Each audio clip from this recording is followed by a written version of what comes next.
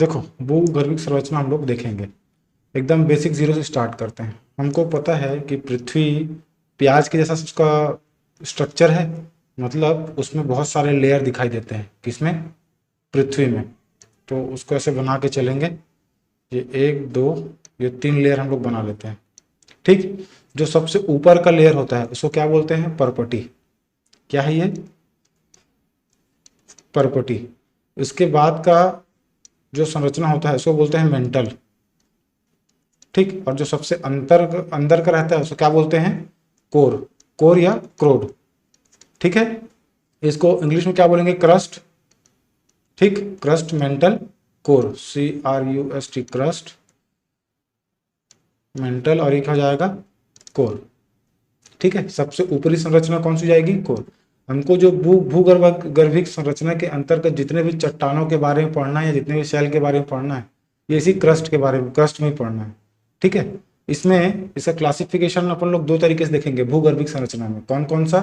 कि एक तो कैसे बना उसके आधार पर, और दूसरा कालक्रम के आधार पर। ठीक है। कौन कौन से दो तरीके का क्लासिफिकेशन देखेंगे भूगर्भिक संरचना में? एक हम लोग देखेंगे कैसे निर्माण के आधार पर, निर्माण, और दूसरा क्या हो जाएगा? कालक्रम। मैक्सिमम जो क्वेश्चन बनेगा वो कालक्रम से ही बनता है, निर्माण से मेंस के लायक क्वेश्चन रहता है। ठीक है। अब देखो, जो ये परपटी है, ठीक, इसका ये सबसे पतला वाला लेयर है पृथ्वी की सतह में। ये कहना चाहिए कि दो तरीके से, एक तो महाद्वीपीय क्षेत्र में और एक समुद्री क्षेत्र में। ठीक। जैसे ये महाद्वीपीय क्षेत्र हो गया, मान के चलो ये महाद्वीपीय क्षेत्र हो गया, और ये थोड़ा सा समुद्री क्षेत्र हो गया जिसमें यहाँ पे पानी भरा हुआ है। जैसे ये हो गया कौन सा? ये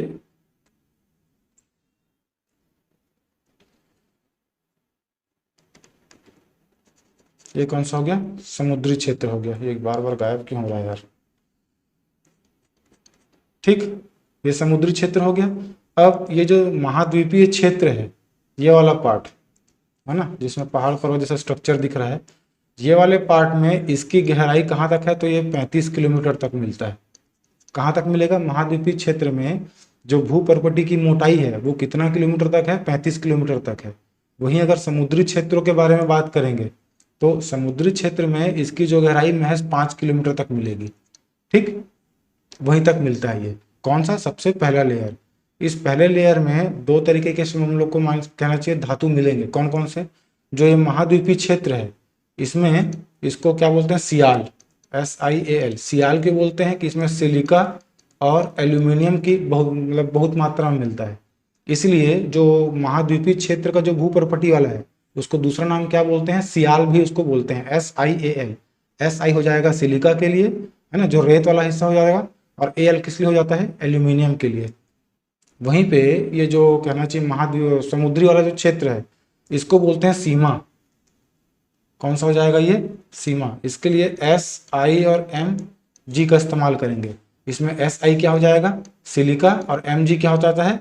मैग्नीशियम के लिए स्टैंड करता है। ठीक है। तो यहाँ पे मैं क्या बताया कि जो सबसे ऊपरी वाला जो परपटी वाला जो है जिसमें हम लोग निवास करते हैं, ठीक है, उसकी सबसे ऊपरी लेयर है, सबसे पतला यही रहेगा। महाद्वीपीय क्षेत्र में ये 35 किलोमीटर तक रहेगा, और समुद्री क्षेत्र में कितना मोटा रहेगा? 5 किलोमीटर तक का। उसके बाद में जो महाद्वीपीय क्षेत्र का जो भूपर्वती है वो उसको सियाल बोलते हैं। सियाल क्यों बोलेंगे? क्योंकि इसमें सिलिका और एल्यूमिनियम मिलता है। उसके बाद में जो समुद्री क्षेत्र हो जाता है ये वाला पार्ट, ठीक, ये वाला ओशियन वाला जो एरिया हो जाएगा, इसमें ये 5 मीटर की गहराई तक मिलता है। उसके बाद में ये इसको दूसरा नाम क्या बोलेंगे? इसको सीमा, या कई तो बुक में सीमा भी दिया हुआ है। क्यों? सिलिका और मैग्नीशियम यहाँ पर मिलता है। इसके बाद में जो सबसे आंतरिक वाला जो है कौन सा? ये कोर। ठीक। कोर का दूसरा का नाम इसको और क्या मिलेगा हम लोग को यहाँ पे? फेनी, FENI। फेनी क्यों बोल रहे हैं? क्योंकि FE स्टैंड करता है लोहे के लिए, आयरन। ठीक है। उसके बाद में जो ये NI क्या हो जाएगा? निकिल के लिए। मतलब कोर में कौन से दो टाइप के धातु मिलते हैं? लोहा और निकिल। अब ये हो गया पृथ्वी का जो 3 लेयर है या 3 सतह है स्तर के बारे में। ठीक। जो हमको सेल समूह या विभिन्न चट्टानों के बारे में हम लोग पढ़ेंगे वो हमको किस में मिलेगा? परपटी में ही मिलेगा, क्योंकि कोर तो पिघली हुई अवस्था में है, और जो मेंटल वाला है वो 3500 से 3600 के आसपास किलोमीटर के आसपास इसका डायमीटर तो यहाँ तक पहुंचना भी नहीं है, हमको जो मैक्सिमम शेल समूह पढ़ना है परपटी क्षेत्र में पढ़ना है। ठीक, तो मैं क्या बताया था कि इसको हम लोग को दो तरीके से इसका क्लासिफिकेशन पढ़ना है। कौन कौन सा? जो भूगर्भिक संरचना है, क्या हो जाएगा? भूगर्भिक संरचना। ठीक, इसको हम लोग दो तरीके से क्लासिफाई करते हैं। कौन कौन सा दो तरीका हो जाएगा? एक तो इसके निर्माण के आधार पर कि ये कैसे बना, है ना, और दूसरा कौन सा आधार हो जाएगा? कालक्रम। कालक्रम, ये कालक्रम में जो हम लोग चट्टान के बारे में जो क्लासिफिकेशन पढ़ेंगे उसमें ये कायांतरित प्रकार की चट्टानें रहती हैं जो समय समय में विभिन्न ताप और दाब से गुजरते हुए अपने रूपांतरण को प्राप्त करते हैं, है ना, तो उसको हम लोग कालक्रम में ही देखेंगे। सबसे पहले हम लोग बात करेंगे किसमें? निर्माण वाले पार्ट पे। ठीक है, देखो बेसिक जो कहना चाहिए चट्टान है वो तीन टाइप का होता है। कौन कौन सा तीन टाइप का मिलेगा? एक तो आग्नेय, इसको लिख लेते हैं यहाँ पे। सबसे पहला इसका जो प्रकार का जाएगा आग्नेय है। आग्नेय, या इसको इंग्लिश में क्या बोलते हैं? इग्नियस। ठीक है, इग्नियस रॉक्स हो जाएगा। उसके बाद में दूसरा जो जाएगा वो कौन सा हो जाएगा? सेडिमेंट्री या अवसादी, अवसाद या सेडिमेंट्री। ठीक, और जो तीसरा जो चट्टान होगा वो क्या जाएगा? कायांतरित। कायांतरित टाइप के चट्टान जाएंगे, इसको बोलते हैं मेटामॉर्फियस। ठीक है, बेसिक ये तीन टाइप की चट्टान है। हमको पता है कि जब पृथ्वी का निर्माण हुआ था तो वो एक कहना चाहिए लाल पिघला हुआ धातु कहना चाहिए या मैग्मा के रूप में था। ठीक है, जो समय के साथ में ठंडा होते चला गया। ठीक है, जैसे लावा को मान के चलो या वोल्केनो बोलना चाहिए। तो जो आग्नेय क्रम के जो चट्टान होंगे वो इसी लावा के ठंडे होने से बने हैं। ठीक है ना, तो ये सबसे बेसिक या प्रारंभिक चट्टान है। कौन सी चट्टान है? आग्नेय चट्टान। जब लावा कहना चाहिए पृथ्वी की सतह पर धीरे धीरे ठंडा होना शुरू हुआ तो जो सबसे पहले जो चट्टान समूह बने थे वो कौन से बने थे? आग्नेय बने थे। अब यहाँ पे एक चीज देखना है कि आग्नेय को हमको दो तरीके से और देखेंगे। ठीक, कौन कौन सा हो जाएगा? ये हो जाएगा अंतर्भेदी, और एक क्या हो जाएगा? बहिर्भेदी। बहिर्भेदी। ठीक, अब ये अंतर्भेदी बहिर्भेदी क्या है? देखो सबसे पहले क्या होगा कि सतह ठंडा होगा, है ना। सतह ठंडा होने के बाद में जो अंदर का जो लावा, पृथ्वी के सतह के अंदर का जो लावा या मैग्मा है, कभी कभी वो छोटे छोटे छेद पा करके क्या हो जाता है? ज्वालामुखी के रूप में बाहर आता है। ठीक है, जरूरी नहीं कि ज्वालामुखी के रूप में बाहर आए। देखो जैसे पृथ्वी की ये सतह हो गई,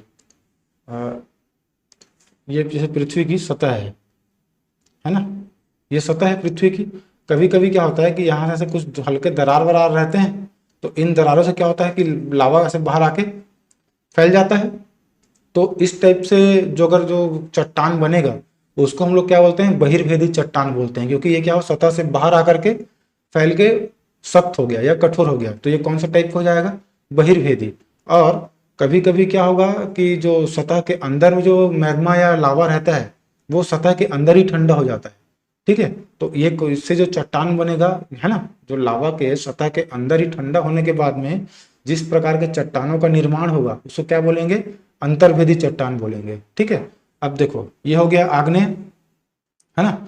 आग्नेय के बाद में इसको और थोड़ा सा और डिटेलिंग में लेके चलते हैं, अंतर्भेदी चट्टान, है ना। अब जो अंतर्भेदी है, जमीन के अंदर ही ठंडा होके कहना चाहिए सख्त हो गया या जम गया, जिसको हम लोग अंतर्भेदी बोल रहे थे। अब ये जो जमा है, जमता है तो ये क्या विभिन्न आकृति धारण करता है, उसके आधार पे भी इसका क्लासिफिकेशन होता है किसका? अंतर्भेदी का। देखो इसमें कौन कौन सा टाइप इसका आ जाएगा? जो अंतर्भेदी चट्टान है इसको कुछ 7-8 क्लासिफिकेशन है, उसको देख लेते हैं।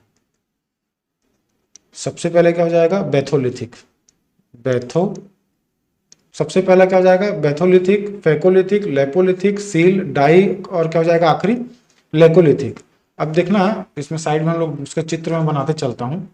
सबसे पहले चलो देखो, जैसे जब अगर लावा या मैग्मा है वो ऐसे गुंबद के आकार में से अगर जम जाता है, ठीक ऐसे गुंबद टाइप का, है ना, तो ये कौन सा टाइप का होगा? देखो ये जो मैं अंतर्भेदी में जो क्लासिफिकेशन है वो जम के ठंडा हो गया, वो तो अंतर्भेदी हो गया। अब वो विभिन्न आकृतियां लेता है, उसी के आधार पे है ये। तो सबसे पहले जो बैथोलिथिक जो आएगा ये कौन से प्रकार हो जाएगा? जब उसका ठंडा के कौन सा आकार धारण करेगा? गुंबद। इसको ऐसे लिखो, गुंबद के आकार का। इसमें एक स्टॉक भी पढ़ते हैं, बैथोलिथिक का ही पार्ट है। जब गुंबद का आकार छोटा रहेगा तो उसको स्टॉक टाइप का बोल देते हैं, ठीक है। बेसिक यही है, बैथोलिथिक है। इसमें गुंबद का आकार का होगा, ठीक। इसका दूसरा नाम क्या हो जाता है? स्टैक। स्टैक है कि स्टॉक है? Stock, STOCK, stock. ये क्या हो जाएगा? अगर गुंबद का आकार छोटा है तो स्टॉक, गुंबद का आकार बड़ा है तो क्या जाएगा? बैथोलिथिक। उसके बाद लेकोलिथिक में देखो, लेकोलिथिक में ये किस में जाएगा? छतरी के आकार का, ठीक। ये किसका आकार का हो जाएगा? छतरी के आकार का है। उसके बाद फेकोलिथिक लहरदार, ऐसे आकृति रहेगी, है ना। लहरदार आकृति को क्या बोलेंगे? फेकोलिथिक। इसको लिख लेते हैं, ये क्या हो जाएगा? लहरदार। अब जो लेपोलिथिक है वो किसके आकार हो जाएगा? तश्तरी के आकार का। तश्तरी कैसा? जहाज के जैसा, ये ऐसा, ठीक है। पानी के जहाज होता है ना, नाव, उसके साथ तो तश्तरी के आकार का। क्या बताया? जो बैथोलिथिक है वो गुंबद के आकार का हो जाएगा, फैकोलिथिक लहरदार संरचना रहेगी, लेपोलिथिक में तश्तरी के समान, और जो लेकोलिथिक है वो किसके समान हो जाएगा? छतरी के समान आकृति हो जाएगी, ठीक। उसके बाद ये जो सील है, सील क्या हो जाएगा? कभी कभी क्या होता है कि जो दरार रहता है जमीन में, उन दरारों में ये मैग्मा भर जाता है, भरने के बाद ठंडा होता है, तो कई बार क्या होता है कि ऐसा कहना चाहिए समानांतर संरचना ऐसे से बनता है, ठीक है। इस प्रकार समानांतर संरचना बनेगी तो वो कौन सा हो जाएगा? सील। क्या लिख देंगे इसको? समानांतर अगर जमाव होता है तो समानांतर जमाव, समानांतर जमाव को क्या बोलेंगे? सील। उसके बाद जो डाइक हो जाएगी, डाइक क्या जाएगा? लंबवत, ठीक है। ये कौन सी संरचना हो जाएगी? लंबवत संरचना, ठीक है। ये अंतर्भेदी हो गया। इसमें कितना हम देखें? 1 2 3 4 5 6 टाइप का, है ना। बैथोलिथिक, फेकोलिथिक, लेपोलिथिक, सील, डाइक और लेकोलिथ, ठीक। जो गुंबद के आकार का है वो बैथोलिथिक हो गया, है ना। जो लहरदार हो गया वो फेकोलिथिक। उसके बाद लेपोलिथिक तश्तरी के आकार का, सील में समानांतर संरचना मिलेगी, डाइक में लंबवत संरचना मिलेगी, और जो लेकोलिथिक है ना, वो छतरी के आकार का मिलेगा। देखो, ठीक है। अब ये क्या हो जाएगा? अंतर्भेदी चट्टान हो जाएंगे, है ना। अंतर्भेदी, उसके बाद में इसका जो उदाहरण एक बार लेके चलते हैं। अंतर्भेदी चट्टान का उदाहरण क्या हो जाएगा? जो ग्रेनाइट चट्टान मिलते हैं ना अपन को, इसमें क्या उदाहरण हो जाएगा इसका? ग्रेनाइट, ठीक। ये अंतर्भेदी प्रकार का चट्टान हो जाएगा। बाहिर्भेदी में ये इसमें आ जाएगा कौन सा? बेसाल्ट, ठीक है। बहिर्भेदी का उदाहरण क्या जाएगा? उदाहरण एक तो लिखते चलेंगे, उसमें क्या होगा? ठीक, ग्रेनाइट और बेसाल्ट हो गया ये। तो ये किसका हो गया? आग्नेय प्रकार के चट्टान का डिटेल्ड हो गया। इसी में से क्वेश्चन पूछेगा कि आकार के हिसाब से संरचना बताने बोलेगा, या ऐसा कुछ टाइप का। फिर एक एग्जांपल लेते चलेंगे, ठीक। अब आ जाओ अवसादी चट्टान में। यही जो आग्नेय चट्टान है, ठीक। कौन सा चट्टान? ये जो आग्नेय प्रकार का चट्टान है, ये क्या होगा? टूटेगा फूटेगा। टूटेगा फूटेगा मतलब इसका क्षरण होगा। क्षरण होने के बाद में ये हवा या पानी के द्वारा बहा कर ले जाते हैं इसको। और ये क्या होता है? एक जगह से कई बार देखें ना कि अपन जैसे डेल्टा वगैरह बनता है, उसी हिसाब से ये जो चट्टान के चूर्ण या टुकड़े रहेंगे, ये हवा या पानी के द्वारा बहा के जाएंगे और एक जगह जाके जमते जाएंगे। ऐसे जो कहना चाहिए कि परतदार चट्टान, एक के ऊपर एक परत जमने से जो चट्टान बनता है उसको क्या बोलते हैं? अवसादी चट्टान है। यहाँ पे एक चीज देखेंगे कि जो आग्नेय चट्टान है उसमें जीवाश्म नहीं मिलेगा। क्यों जीवाश्म नहीं मिलेगा? क्योंकि ये गर्म लावा के ठंडा होने से बना है। बाद में अंतर्वेदी बहिर्वेदी जो भी हुआ, लेकिन गर्म होने के बाद ही ठंडा हुआ था। लेकिन जो अवसादी चट्टान है, जैसे मान लो कि कोई चट्टान बन रहा है, अवसादी चट्टान, 2-3 लेयर तक अवसाद उसमें जमा हो गया है। उसका तो कोई कीड़ा मकोड़ा उसके ऊपर में आके मर गया, तो उसके ऊपर में और 2 स्तर बनते जाएंगे, उसी अवसाद इकट्ठे हो गए, है ना। तो इसलिए इसमें क्या मिलता है? कहना चाहिए जीवाश्म मिलता है, जबकि आग्नेय चट्टान में जीवाश्म नहीं मिलेगा। क्लियर है? और जो अवसादी चट्टान होगा वो परतदार चट्टान होगा, ठीक है। तो इसका जो उदाहरण हम लोग लेके चलेंगे कौन सा हो जाएगा? चूना पत्थर। चूना पत्थर इसका उदाहरण लेते हैं। क्लियर है? ये हो गया अवसादी। अब उसके बाद आ जाओ कायंत्रित चट्टान। कायंत्रित चट्टान में क्या होगा कि ये आग्नेय या अवसादी प्रकार के जो चट्टान रहेंगे, इन लोग के में क्या होता है कि अत्यधिक ताप और दाब जब इनमें दिया जाता है या फिर इन लोग जब को मिलता है तो इनके रूप में परिवर्तन हो जाता है। तो इससे जो चट्टान का निर्माण होगा वो कौन सा प्रकार का चट्टान होगा? कायंत्रित चट्टान होगा। मैं क्या कह रहा हूं कि ये आग्नेय और अवसादी ही चट्टान ही हैं जो क्या बनेंगे? कायंत्रित चट्टान बनेंगे। क्या अप्लाई करने पे? ताप और दाब के नाम से कायंत्रित चट्टान में परिवर्तित हो जाते हैं। क्लियर है? तो ये आग्नेय, अवसाद और कायंत्रित चट्टान हो गए। निर्माण के आधार पर हम लोग उसका क्लासिफिकेशन देख लिए। ठीक, अब इसके बाद जो हम लोग अगला क्लासिफिकेशन देखेंगे वो किस पे देखेंगे? कालक्रम के आधार पर, है ना। ये क्या हो जाएगा? कालक्रम के आधार पर। इसको नीचे लेके चलते हैं। एक चीज और यहाँ पे देखेंगे कि कहना चाहिए चट्टान का जो चक्र होता है, शैल चक्र बोलते हैं जिसको। ठीक, पहले ये आग्नेय था, पिघली हुई अवस्था में मैग्मा था जो कि ठंडा होने के बाद आग्नेय चट्टान बना, प्रारंभिक चट्टान है। इसके टूटने फूटने से अवसादी चट्टान बनेगा, है ना। इन अवसादी और जो आग्नेय चट्टान थे इनमें ताप और दाब के नाम से कायंत्रित चट्टान बन जाएंगे। बाद में यही कायंत्रित चट्टान फिर से मतलब जमीन के अंदर धंसते हुए फिर मैग्मा के संपर्क में आने के बाद फिर से ये क्या होता है? पिघली अवस्था में पहुंच जाते हैं, है ना। तो ऐसा क्या होता है? ये साइकिल कंटिन्यू चलता रहता है। तो इसी को क्या बोलते हैं हम लोग? शैल चक्र कहते हैं। कौन सा चक्र? शैल चक्र। ठीक है, पूछेगा तो नहीं इस टाइप का क्वेश्चन, लेकिन बेसिक 6th-7th क्लास का है, पता होना चाहिए कम से कम। ठीक है, अब इसके बाद हम लोग कालक्रम के आधार पर इसका हम लोग क्लासिफिकेशन देखते हैं, है ना। ये ज्यादा इंपॉर्टेंट है, इसी में से क्वेश्चन पूछता है। प्रीलिम्स 2022 में, इसमें से 2022 या 2021 में से एक इसमें क्वेश्चन आया था। ठीक, चलो देखो अभी क्या हो जाएगा? कालक्रम के आधार पर। कालक्रम के आधार पर देखो, चट्टानों को उनके कालक्रम के आधार पर 4 वर्गों में विभाजित किया गया है। कौन कौन से हो जाएंगे? ये हो जाएगा कौन सा? आद्य, फिर ये हो जाएगा पुराण, फिर द्रविड़ और आर्य।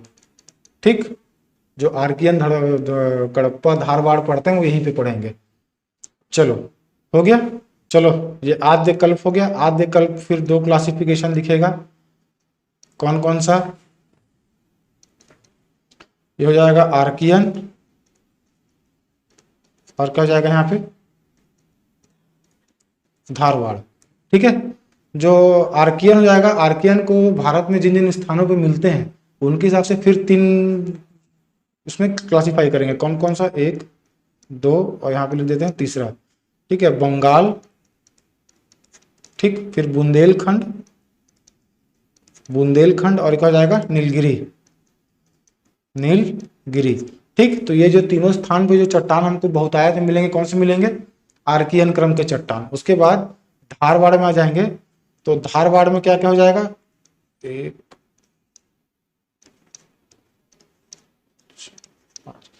देखो ये हो जाएगा सासर, फिर चिली, फिर गोंडा, गोंडानार, गोंडाराइट है ना, गोंडाइट, गोंडाइट, फिर ये कुदोराइट,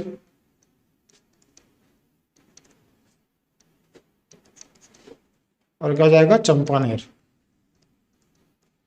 चंपानेर। ठीक है, तो धारवाड़ क्रम के चट्टानों में क्या कौन से आएंगे? सासर, चिली, गोंडा, कुदो, चंपानेर। क्लियर है? ये कौन से हो जाएंगे? आद्य महाकल्प में, आर्कियन और धारवाड़। आर्कियन में क्या जाएगा? बंगाल, बुंदेलखंड, नीलगिरी। धारवाड़ में क्या जाएगा? सासर, चिली, गोंडा, कुदोराइट और चंपानेर। उसके बाद पुराण में कौन कौन सा आ जाएंगे? इसका 1, 2, 3 और ये 4 देख लेते हैं। ठीक है, तो इसमें हो जाएगा पहला विंध्यन, फिर हो जाएगा कडप्पा, और इसके बाद में क्या जाएगा? दिल्ली सीरीज, और उसके बाद कौन सा जाएगा? हिमाचल। ठीक, जो पुराण जो 2nd नंबर का जो क्लासिफिकेशन है पुराण महाकल्प, उसमें कौन कौन सा हो जाएगा? विंध्यन, कडप्पा, दिल्ली, हिमाचल। इसका विस्तार भी वो मैप में आप लोगों को हो जाएगा। ठीक, उसके बाद जो द्रविड़ क्रम की चट्टान है, तीसरा क्लासिफिकेशन हो जाएगा, है ना। इसको थोड़ा सा नीचे कर लेते हैं, तो उल्टा कर लेते हैं। पहले क्या हो जाएगा? कडप्पा, कडप्पा, फिर विंध्यन, दिल्ली, हिमाचल। ठीक, द्रविड़ में क्या हो जाएगा?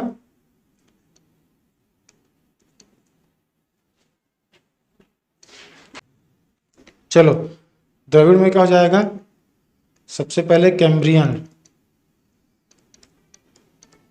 कैम्ब्रियन, फिर ऑर्डो, कैम्ब्रियन, ऑर्डो, उसके बाद क्या हो जाएगा? सिल्यूरी, सिल्यूरी, उस ना, उसके बाद डिवोनियन, है ना, डिवोनियन। फिर जो सबसे आखिरी वाला जो पार्ट हो जाएगा वो कौन सा जाएगा? कार्बोनिफेरस। ठीक, फिर कार्बोनिफेरस 3 उसमें डिवाइड होगा क्या? ऊपरी, मध्य और निचली। तो इसको सिर्फ कार्बोनिफेरस लिख लेते हैं, ऊपरी, मध्य, निचली में इसको कोई मतलब नहीं है। ये क्या हो जाएगा फिर? कार्बोनिफेरस। क्लियर है? तो जो तीसरा क्लासिफिकेशन है द्रविड़ महाकल्प, उसमें कौन कौन सा जाएगा? Cambrian, Ordo, Siluri, Devonian, Carboniferous. इसका नंबर को ऐसे ध्यान रखें ना, क्योंकि क्रम ही पूछेगा, एग्जाम में पूछेगा भी अगर तो ये क्या हो जाएगा? ये 1 नंबर हो जाएगा, ये 2 नंबर, ये 3, ये 4, और ये कौन सा हो जाएगा? 5वां क्लासिफिकेशन। क्लियर है? अब जो आखिरी आ जाएगा आर्य महाकल्प में, उसको एक बार देखते हैं। ठीक है ना, ये सबसे लेटेस्ट हो जाएंगे। ठीक, चलो, इसमें जो सबसे पहला आ जाएगा कौन सा आ जाएगा? गोंडवाना, गोंडवाना, कार्बोनिफेरस, ये हो जाएगा ऊपरी ही कार्बोनिफेरस। उसके बाद है ना, ये हो जाएगा ट्रियासिक, ट्रियासिक, है ना। फिर क्या हो जाएगा? जुरासिक। उसके बाद क्रिटैश, क्रिटेशियन, है ना, क्रिटेशियस, क्रिटेशियस बोलो या क्रिटेशियन बोलो, एक ही मतलब है दोनों का, है ना। क्या हो जाएगा? गोंडवाना, ऊपर ट्रिया, जुरासिक, क्रिटैश, फिर दक्कन। ठीक, दक्कन के बाद हो जाएगा 7 और 8, 8 क्लासिफिकेशन है इसमें। क्या हो जाएगा? गोंडवाना, ऊपर ट्रिया, जुरासिक, क्रिटैश, दक्कन,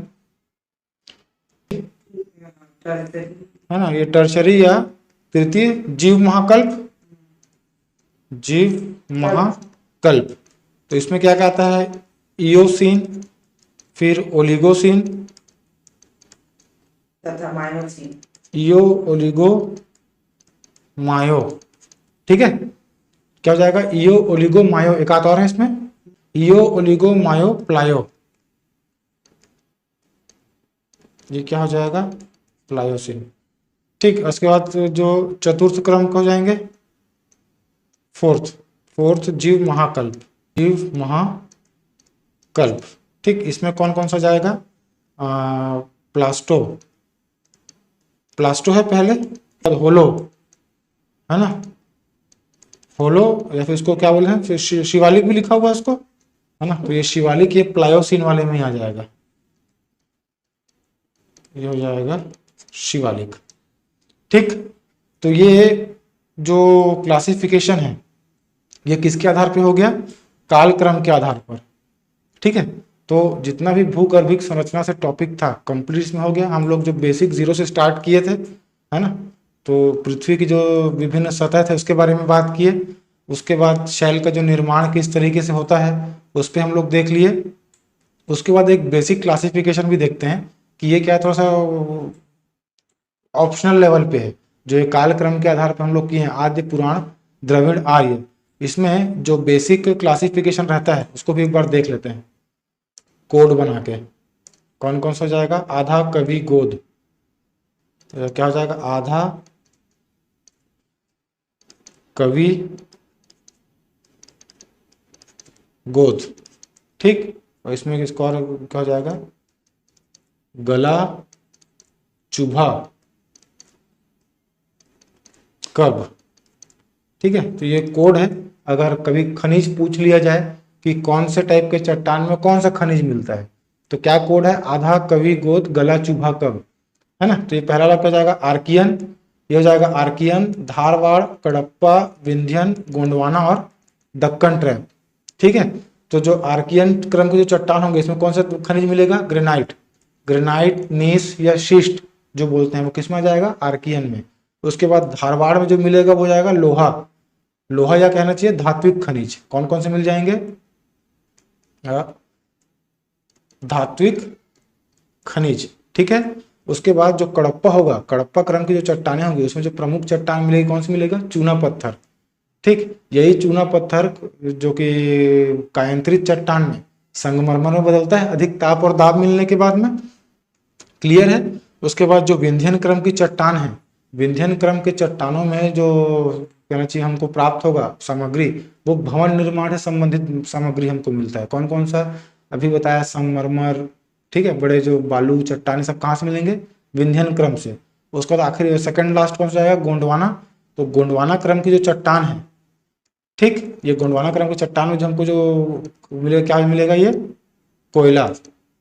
क्लियर है। कोयला, पेट्रोलियम यहीं से मिलेगा। तो टर्शरी और क्वार्टनरी इसी के बाद आगे मिलेगा ये, ठीक। और जो दक्कन ट्रैप है इसमें कौन सा? बेसाल्ट।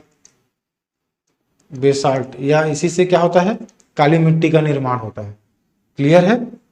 तो कोड क्या बताया? आधा कवि गोद गला चुभा कब। ये आसानी से याद हो जाएगा, है ना। कभी कभी क्या होता है क्वेश्चन पूछ लेता है कि कौन सा टाइप की जो सामान है वो कौन से शेल में प्राप्त होता है, तो उसके लिए शॉर्टकट वाला ये ट्रिक है। उसके बाद में इतना ही है, ये इसमें भूगर्भिक संरचना का पूरा कंप्लीट टॉपिक कंप्लीट हो जाएगा। इसके बाद हम लोग जो पढ़ेंगे वो हिमालय वाला पार्ट चालू करेंगे, भौतिक विभाग, ठीक। चलो।